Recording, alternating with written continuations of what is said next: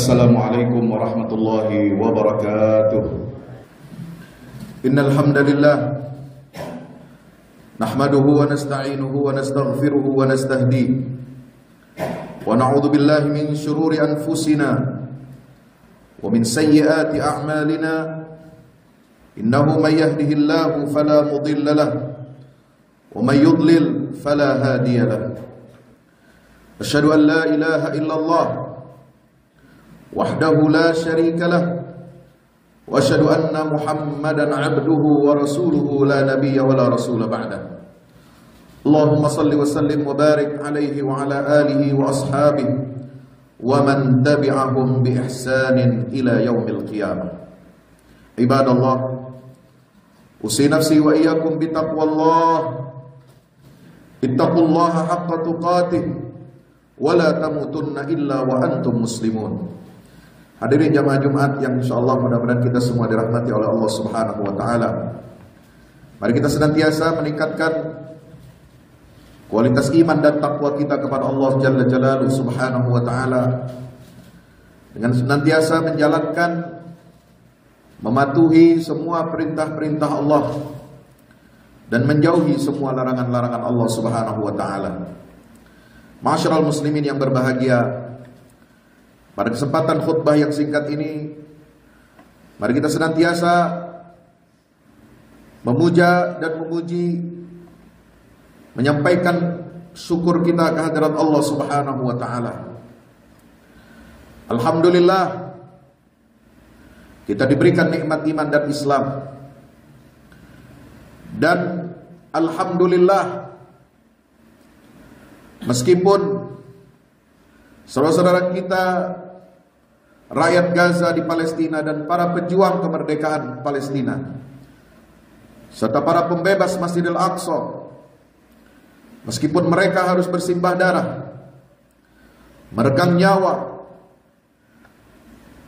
kehilangan sanak famili, saudara, bahkan kehilangan rumah tempat mereka berteduh, tapi Allah Subhanahu wa taala masih memberikan ketabahan, kesabaran dan kekuatan iman untuk saudara-saudara kita kaum muslimin yang ada di jalur Gaza dan juga tepi barat wilayah pendudukan Israel.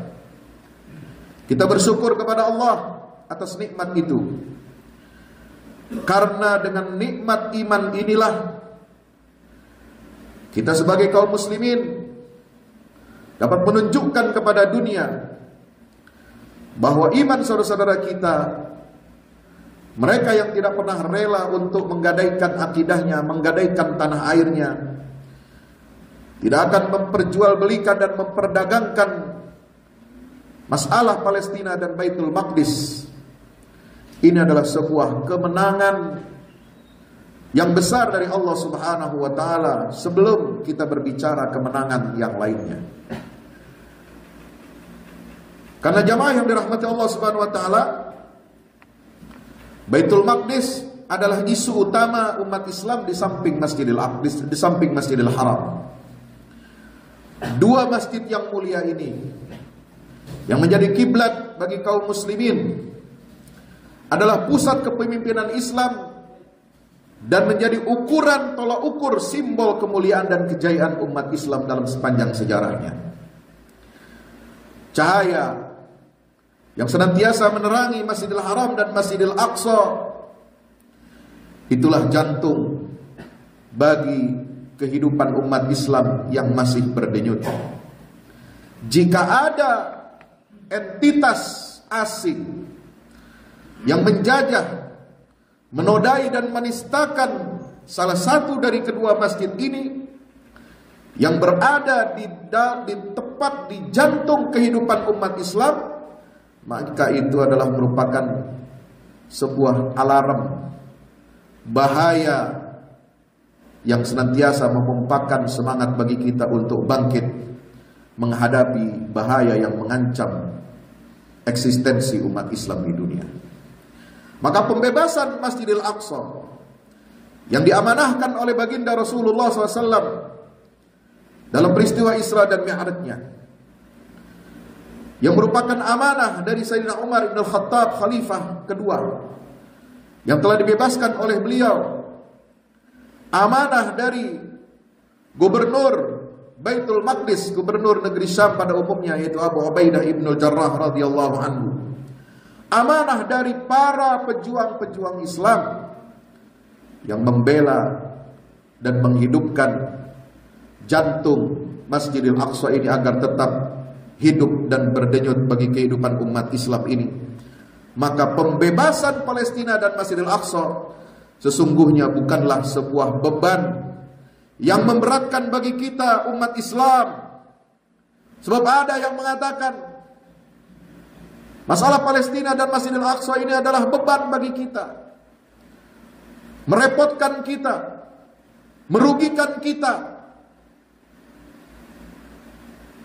merugikan ekonomi kita, sumbangan kita berikan kepada mereka.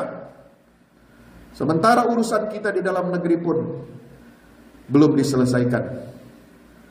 Merugikan kepentingan penguasa-penguasa yang ingin melakukan normalisasi dan berdamai dengan penjajah Zionis Israel untuk meraup kepentingan dan kemaslahatan duniawi.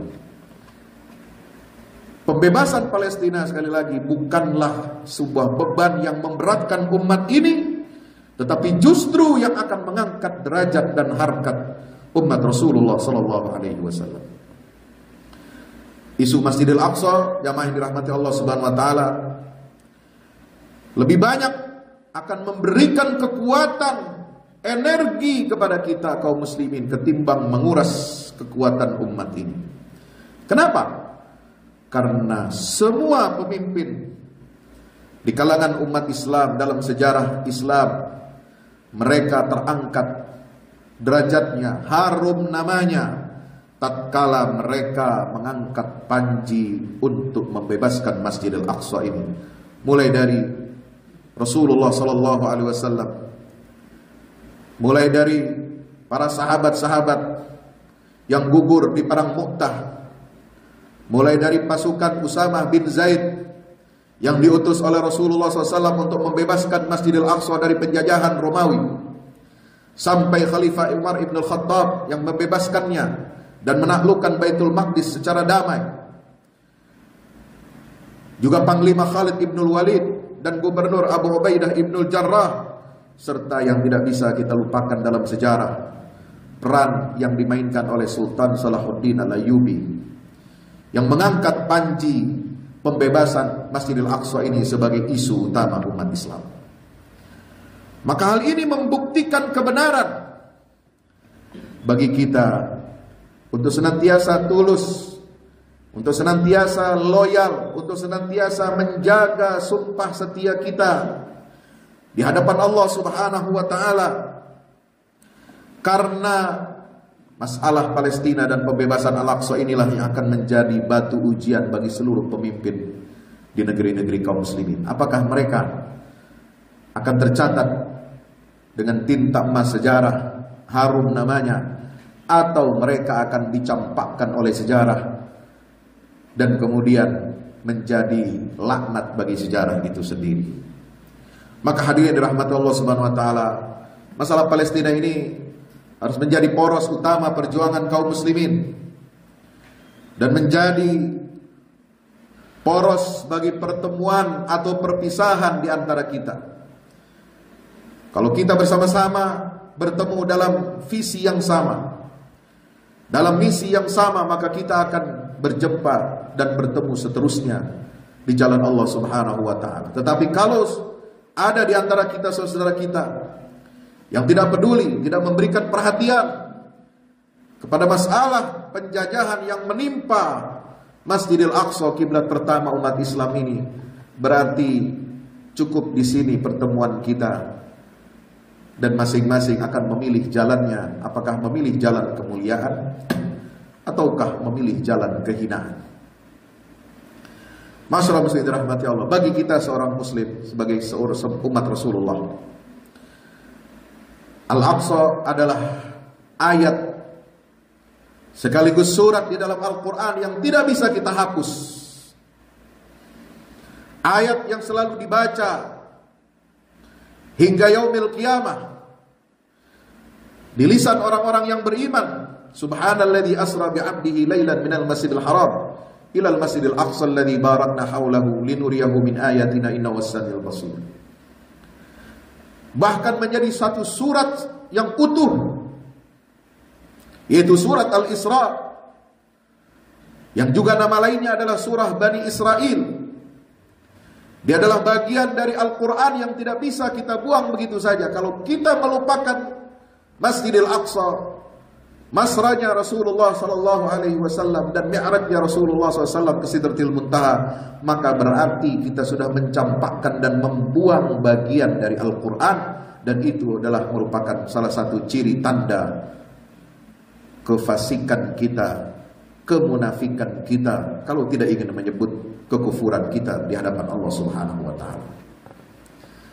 Masyaallah muslimin rahmati Allah.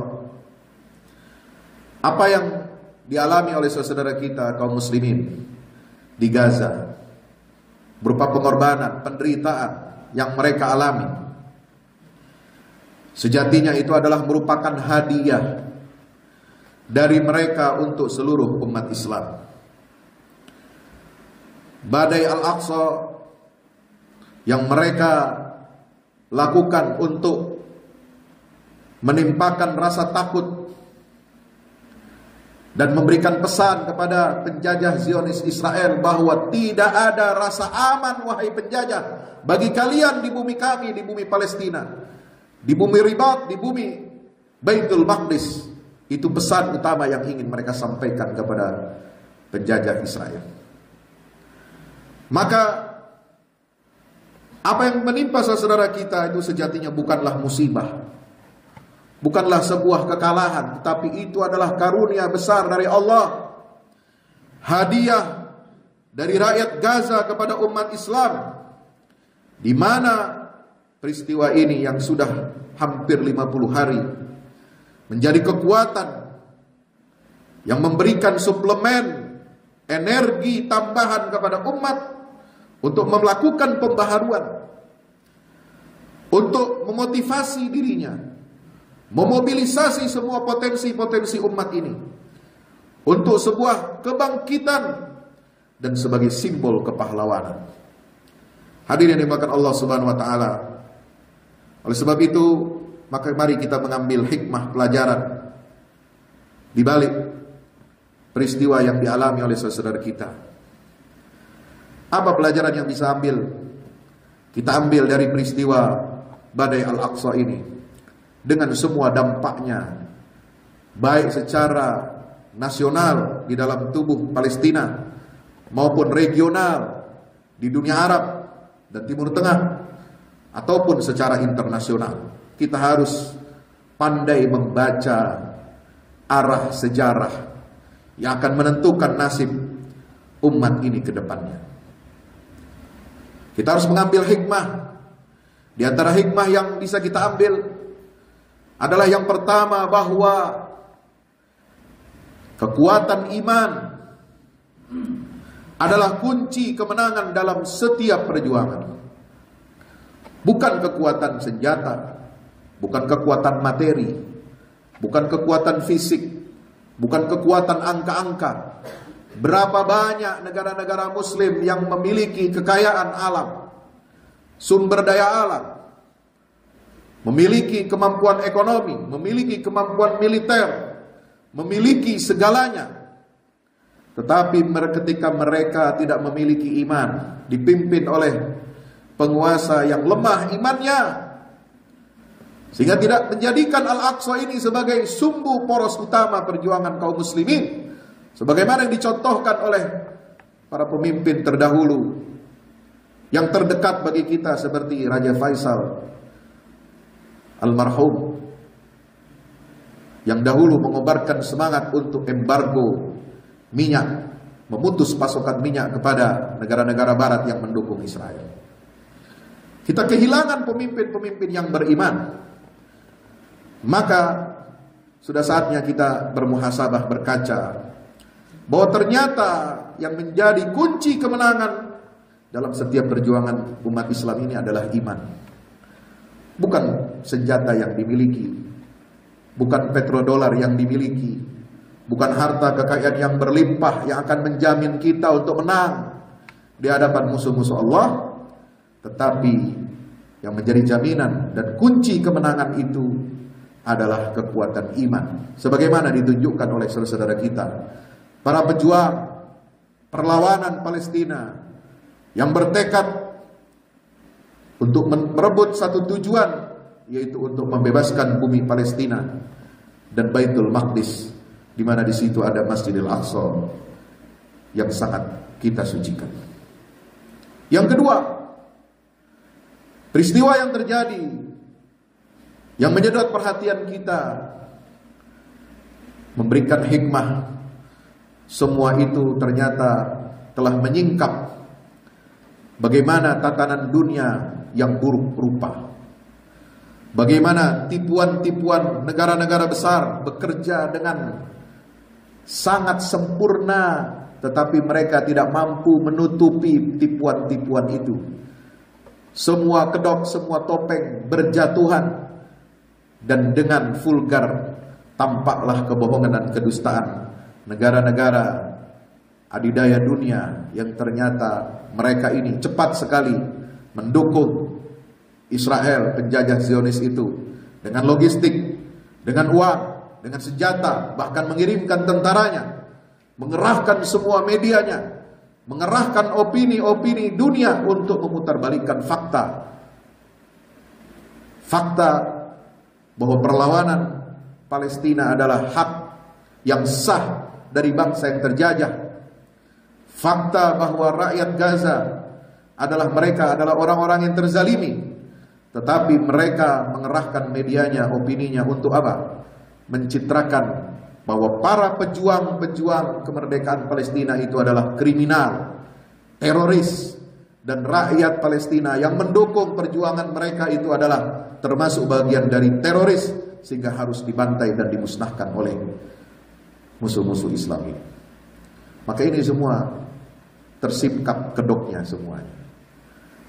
Dan dengan kekuatan dari Allah Subhanahu wa taala, kaum muslimin, bahkan non-muslim sekalipun, dapat menyingkap kedok dan kepalsuan itu semua, saudara.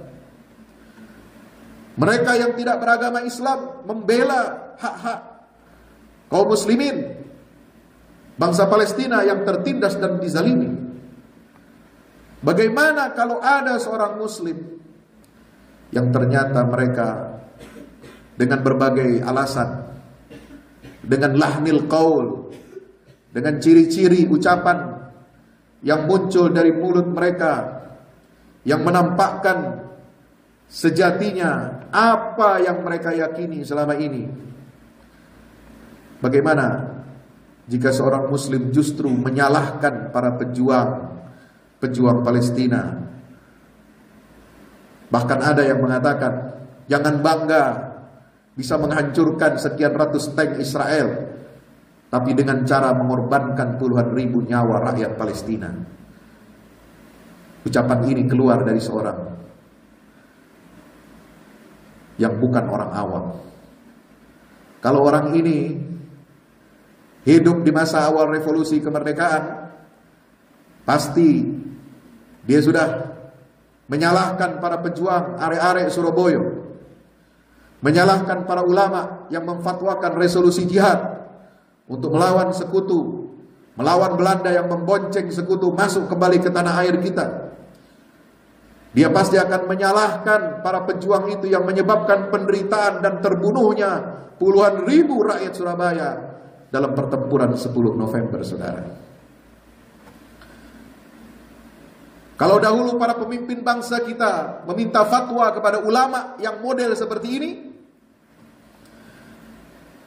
pasti akan diberikan jawaban, kita tidak perlu berjihad, lebih baik kita berhijrah saja, kosongkan Pulau Jawa ini, keluar kita dari Surabaya, lebih baik kita menjaga akidah kita, yang penting kita bisa ibadah, bisa salat, terjaga akidah kita. Sebab para pejuang-pejuang yang militan itu mereka adalah kelompok-kelompok sesat, firqah-firqah dhallah, Mungkin itu jawaban yang mungkin keluar dari ucapan mereka kalau mereka hidup pada saat itu. Mereka ahli sesat, kelompok sesat, kuburiyun, asy'ariyah dan lain sebagainya, pemakai jimat. Tidak layak untuk berjuang bersanding bersama mereka. Kalau itu yang terjadi dan pemimpin bangsa meminta fatwa kepada orang-orang seperti ini, maka hari ini kita tidak akan pernah melihat Republik Indonesia itu berdiri dengan tegak. Kita tidak akan pernah menyanyikan lagu kebangsaan Indonesia Raya, saudara. Kita tidak akan pernah menjadi pelopor kebangkitan perjuangan kemerdekaan bagi bangsa-bangsa Asia Afrika. Kita tidak akan pernah bangga untuk menjadi tumpuan dunia Islam untuk memimpin kemerdekaan setelah Perang Dunia Kedua. Hadirin dirahmati Allah Subhanahu wa taala. Ini hikmah dari peristiwa-peristiwa yang ada di hadapan kita. Maka kita patut bersyukur kepada Allah. Jangan kita menyesal. Jangan kita menangis. Jangan kita merasa bahwa cukup pengorbanan itu untuk kita sesali, tetapi kita harus mengambil hikmahnya. Yang ketiga, peristiwa yang kita alami saat ini, apa yang dialami saudara kita adalah menjadi wasilah dari Allah Subhanahu wa taala, cara Allah untuk menyaring dan menyeleksi manusia di seluruh dunia. Kita bisa memilah mana kawan dan mana lawan kita, bahkan di lingkungan internal umat Islam sendiri. Ini akan menjadi batu ujian. Fala ya'lamanna Allahu alladhina sadaqu wa la ya'lamanna al-kadhibin. Kenapa ada ujian? Kenapa ada fitnah dalam beragama? Dijawab oleh Allah di dalam surah Al-Ankabut ayat 2. Ketika Allah mengatakan walaqad fatanna alladziina ahasiban nasu ay yutraku ay yaqulu amanna wa hum la yuftanun. Apa jawaban Allah? Agar Allah memilah dan menyaring mana orang-orang yang imannya benar dan mana orang-orang yang imannya hanya di bibir saja dan dia berdusta kepada Allah Ta'ala. Berikutnya hikmah yang Allah berikan kepada kita, bahwa ternyata rakyat Gaza itu dengan mental bajanya yang luar biasa, mereka telah menyumbangkan darahnya untuk menjadi donor bagi umat Islam yang kehilangan darah dan lesu darahnya, yang sudah hampir mati karena kehilangan ghirah semangat perjuangannya dalam rangka membebaskan Al-Aqsa dan bumi Palestina. Maka mereka menyumbangkan sebagian darahnya untuk memumpahkan darah agar mengalir di tubuh umat Islam ini, agar umat Islam ini kembali hidup dan tidak melupakan misi utama perjuangan membebaskan Al-Aqsa di akhir zaman. Hikmah berikutnya jamaah dirahmati Allah, ini yang menyadarkan kita, menyadarkan kepada seluruh umat muslim di dunia bahwa ada Baitul Maqdis di Palestina. Bahwa masalah yang dihadapi oleh saudara kita di Palestina bukan hanya masalah kemanusiaan, bukan hanya masalah penjajahan, bukan hanya kita berhutang secara konstitusi untuk ikut andil memberikan kemerdekaan kepada rakyat Palestina yang dulu telah mengakui kemerdekaan Republik Indonesia pertama kali, tetapi menyadarkan kepada kaum muslimin bahwa kita punya tanggung jawab keimanan, punya tanggung jawab akidah yang sangat besar di hadapan Allah Subhanahu wa taala, bahwa di bumi Palestina itu bukan hanya soal kemanusiaan dan penjajahan, tetapi di sana ada sebidang tanah yang disucikan oleh Allah, yang batas-batas keharaman, kesakralan tanahnya itu diberikan oleh Nabi Allah Ibrahim alaihissalam, yang menjadi tempat tinggal lahirnya para nabi dan rasul, yaitu Baitul Maqdis. Disitulah kita akan berjumpa menghadap Allah dalam pengadilan di padang mahsyar. Dan yang terakhir, hadirin dimulakan Allah Subhanahu wa taala, peristiwa yang terakhir ini memberikan pesan kepada seluruh dunia bahwa kekuatan umat Islam itu tidak bisa diremehkan lagi. Umat yang bangkit, generasi muda yang bangkit, generasi muda yang melek IT, yang menggunakan media sosialnya untuk berjuang membantu saudara-saudaranya, minimal menggentarkan musuh-musuh Allah melalui media sosialnya. Media sosial yang diciptakan oleh mereka Yahudi, teknologi smartphone yang mereka ciptakan, kita gunakan untuk menjadi senjata makan tuan bagi mereka yang telah memutarbalikkan fakta. Dan tugas kewajiban kita adalah melakukan jihad media untuk meluruskan fakta dan membuka mata dunia bahwa di situ ada masalah ketidakadilan, di situ adalah masalah penindasan, di situ ada masalah penjajahan, dan lebih dari itu kita menyatakan kepada dunia bahwa innamal mu'minuna ikhwatun, orang-orang yang beriman itu sesungguhnya adalah bersaudara. Meskipun kita jauh secara geografis dan letak dari negeri Palestina, meskipun jauh Masjidil Aqsa dari Masjidil Haram dan Masjid Nabawi yang sering diziarahi oleh umat Islam, apakah untuk berumrah ataupun berhaji, tetapi hati kita senantiasa tertambat menatap Masjidil Aqsa, merindukan Masjidil Aqsa. Dan satu saat nanti kita akan berpesan kepada generasi yang akan meneruskan perjuangan ini, kalau kami selama hidup kami tidak sanggup, belum ditakdirkan Allah untuk melihat Baitul Maqdis dalam keadaan merdeka, maka titipkanlah salam kepada generasi yang akan meneruskan perjuangan ini. Sampaikan salam itu kepada mereka, betapa rindunya hati ini kepada Masjidil Aqsa. Barakallahu li wa lakum fil Qur'anil azim wa nafa'ani wa iyyakum bima fihi minal ayati wal dzikril hakim. Aqulu qawli hadza fastaghfiru innahu huwal ghafurur rahim. Alhamdulillahi wahdahu sadaqa wa'dahu wa nasara 'abdahu wa 'azza jundahu wa hazama al-ahzaba wahdahu.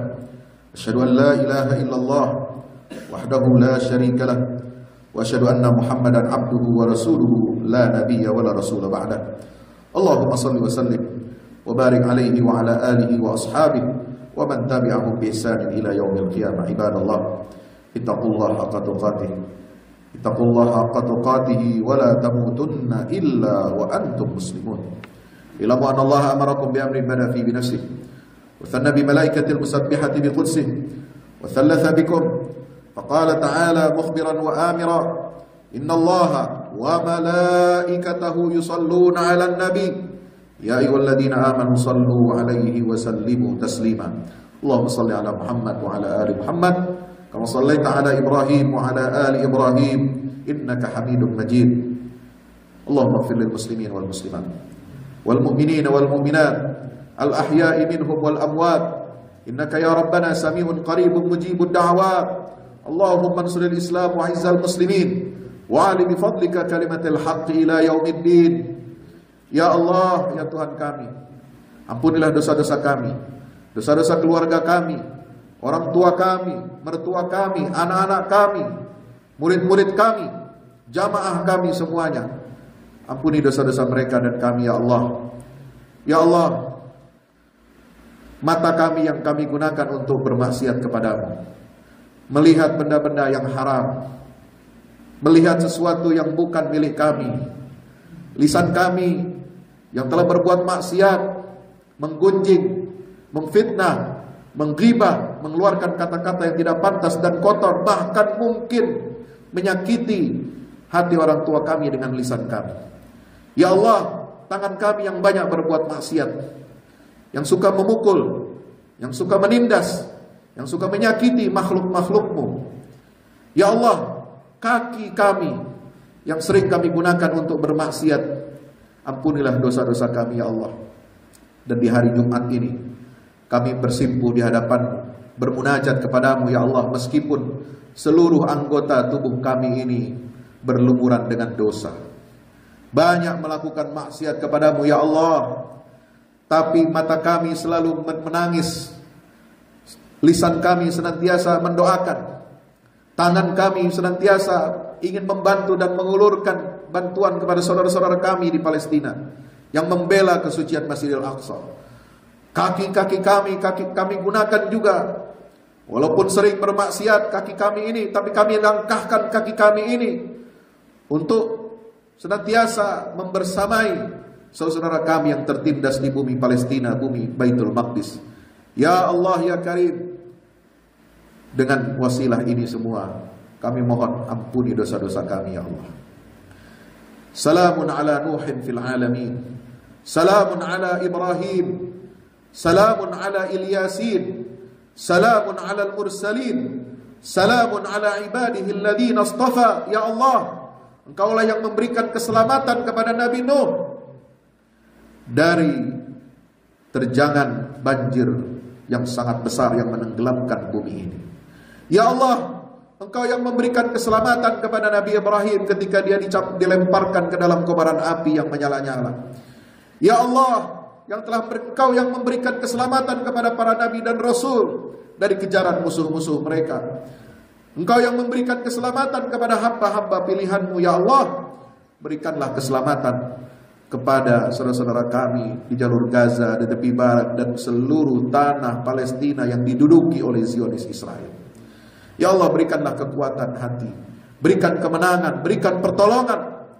Ya Allah, jadikan kami sebagai tentara-tentara-Mu yang bisa memberikan kedamaian bagi hati saudara-saudara kami di Palestina. Ya Allah, jadikanlah lisan kami senantiasa membantu perjuangan mereka. Ya Allah, jadikan semua anggota tubuh kami dapat menjadi wasilah untuk menegakkan agama-Mu dan menolong saudara-saudara kami yang tertindas dan teraniaya. Rabbana atina fid dunya hasanah wa fil akhirati hasanah wa qina adzabannar. Ya Allah, satu permohonan kami di penghujung khutbah Jumat ini ya Allah, kabulkanlah permohonan kami ini ya Allah, agar kami bisa menjadi saksi, agar kami bisa melihat, bisa menyaksikan bumi Palestina dan Masjidil Aqsa dimerdekakan dan dibebaskan oleh seluruh kaum muslimin. Dan izinkan kami ya Allah, ketika kami masih hidup, kami bisa sholat futuh Baitul Maqdis, sholat dalam rangka sujud syukur atas kebebasan dan kemerdekaan Baitul Maqdis dan Masjidil Aqsa, di pelataran Masjidil Aqsa. Dan kami bisa mencium tangan dan kening para mujahidin yang membela kesucian Masjidil Aqsa ini. Rabbana atina fid dunya hasanah fil akhirati hasanatan wa qina adzabannar. Wa sallallahu ala abdika wa rasulika Muhammad wa ala alihi wa sahbihi wasallam. Walhamdulillahi rabbil alamin.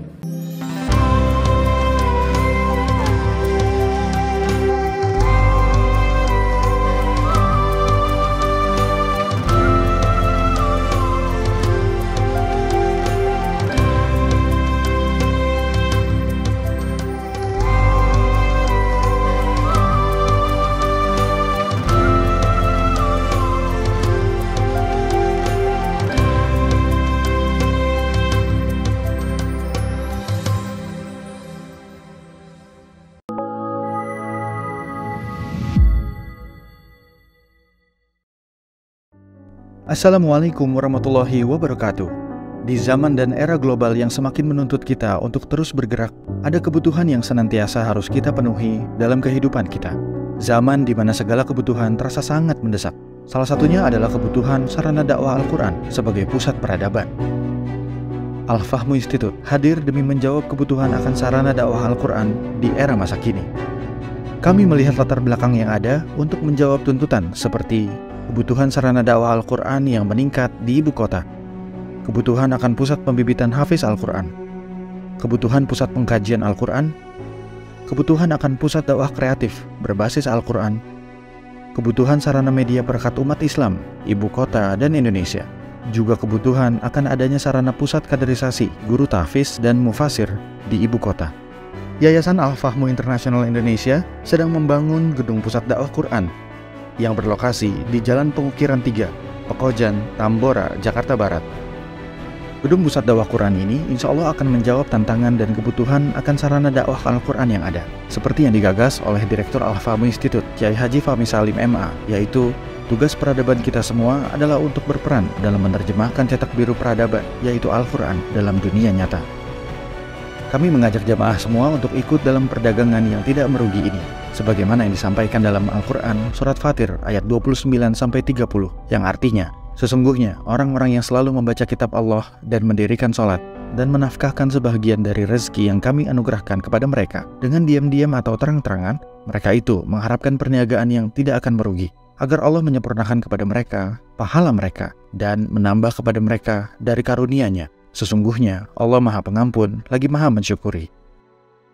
Gedung Pusat Dakwah Quran Al-Fahmu Institute terdiri dari 4 lantai, di mana di lantai 1 terdapat Masjid Quran Mulia, dan di setiap lantainya insya Allah diperuntukkan demi berlangsungnya tugas mulia dalam perjuangan dakwah Al-Quran.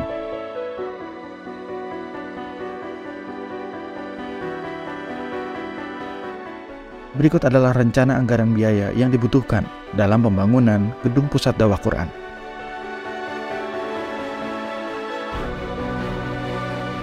Dalam kesempatan yang mulia ini, kami mengajak jamaah semua untuk ikut dalam gerakan sedekah Lailatul Qadar di setiap malam ganjil di bulan Ramadan. Salurkan melalui nomor rekening berikut ini.